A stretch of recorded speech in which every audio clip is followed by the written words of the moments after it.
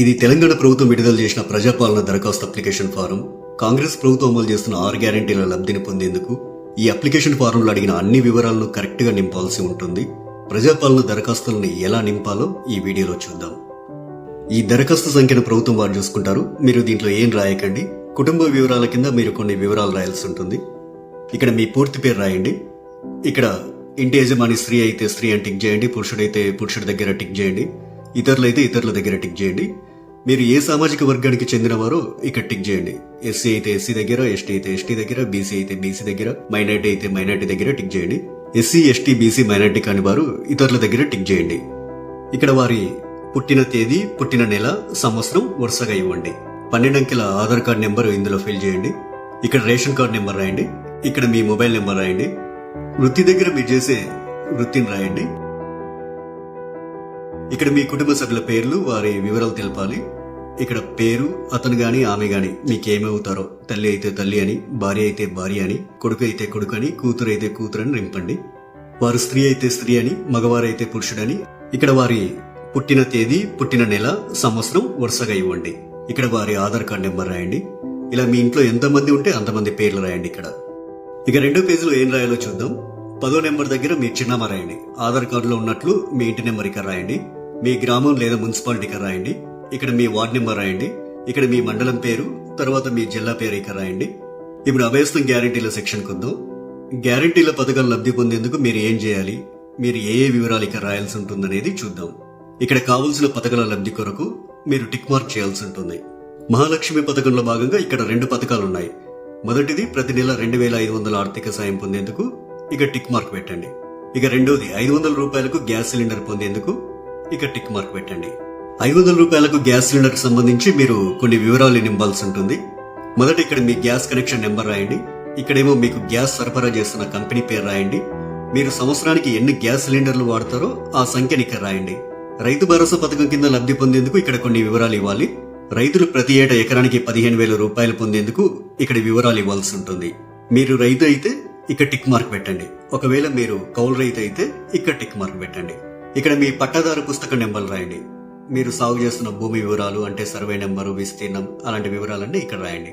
మీరు వ్యవసాయ కూలీలైతే ఏటా ఇచ్చే 12,000 రూపాయల కోసం ఇక్కడ టిక్ మార్క్ చేయండి. ఇక్కడ మీ ఉపాధి హామీ కార్డ్ నెంబర్ రాయండి. మరో గ్యారంటీ ఇందిరమ్మ ఇండ్లు పథకం లబ్ధి కొరకు ఇక్కడ కొన్ని వివరాలు ఇవ్వాల్సి ఉంటుంది. ఇల్లు లేని అర్హులైన కుటుంబం వాళ్ళు ఈ వివరాలు ఇవ్వాలి. ఇంటి నిర్మాణం కోసం ఆర్థిక సాయం పొందేందుకు ఇక టిక్ మార్క్ చేయండి. ఇక అమరవీరులు మరియు ఉద్యమకారులు 250 చదరపు గజాల ఇంటి స్థలం పొందేందుకు ఇక్కడ కొన్ని వివరాలు ఇవ్వాల్సి ఉంటుంది. మీది అమరవీరుల కుటుంబం అయితే ఇక్కడ టిక్ మార్క్ పెట్టండి. ఇక్కడ మీ కుటుంబంలోని అమరవీరుల పేర్లు రాయండి. వారు అమరులైన సంవత్సరం రాయండి. ఎఫ్ఐఆర్ నెంబర్ రాయండి. డెత్ సర్టిఫికెట్ నెంబర్ రాయండి. ఒకవేళ ఉద్యమకారులైతే మీరు తెలంగాణ ఉద్యమంలో పాల్గొన్నట్లయితే అవును అని ఉంది కదా, ఈ బాక్స్ దగ్గర టిక్ మార్క్ పెట్టండి. ఒకవేళ పాల్గొనకపోతే కాదు అనే బాక్స్ దగ్గర టిక్ మార్క్ పెట్టండి. అవును దగ్గర టిక్ మార్క్ పెట్టినట్లయితే కొన్ని వివరాలు రాయాల్సి ఉంటుంది. సంబంధిత ఎఫ్ఐఆర్ నెంబర్ మరియు సంవత్సరం ఇక్కడ రాయండి. ఒకవేళ జైలుకు వెళ్లి ఉంటే ఆ వివరాలు ఇక్కడ రాయండి. ఇక్కడ జైలు పేరు రాయండి. ఇక్కడ స్థలం పేరు రాయండి.